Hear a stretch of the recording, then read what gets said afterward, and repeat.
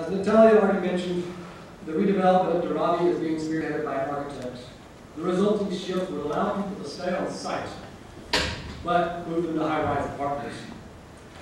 The team I worked with was particularly interested in the implications of this. Almost every person we talked to had changed, adapted, or modified their home in a significant way. It allowed them to flex as family size changed, income levels shifted, and technologies developed. But more importantly, at the end of the day, it allowed them to remain in the same community for multiple generations. This is also partly because their home offered a location where a sense of place could be developed and nurtured. All that is a hose hooked up to a 2-liter plastic coat bottle. If you are wondering, I lasted about 5 seconds standing there before I was hooked in and engaged in some pretty serious dancing.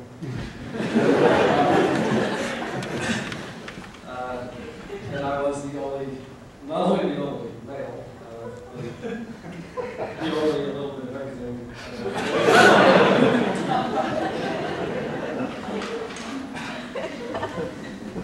It was great.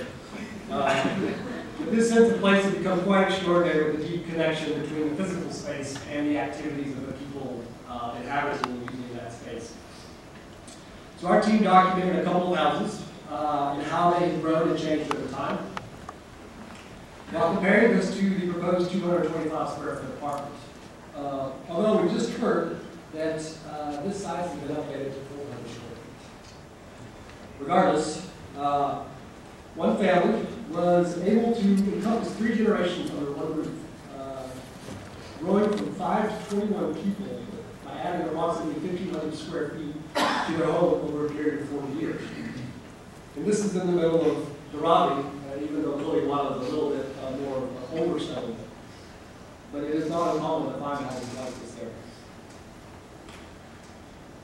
But for many of us with our minds already made up that the current redevelopment plan is a bad thing, we found that many people wanted to move into often much smaller apartments.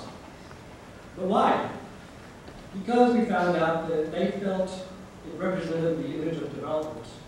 By moving ahead instead of being marginalized and associated with what the guy already mentioned as living in the largest slum in Asia. It's pretty famous for that, unfortunately. So like anyone else, they had aspirations of moving up into this world.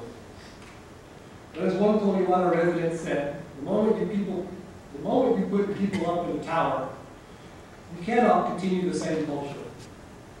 But that is exactly the point from those driving the plan. It is both the benefit and the cost of modernity. Of course, modernization can be a tricky thing, and in the case of Alsace, France, people were just not ready for it. Situated on the outskirts of Bordeaux and designed by the master himself, Le Corbusier, this project was built in 1926, offering a testing ground for some of his ideas about new and modern housing.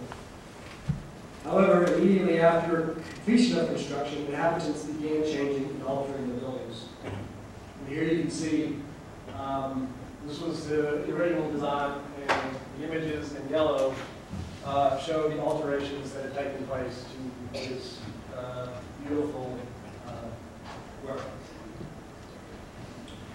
Quite a bit.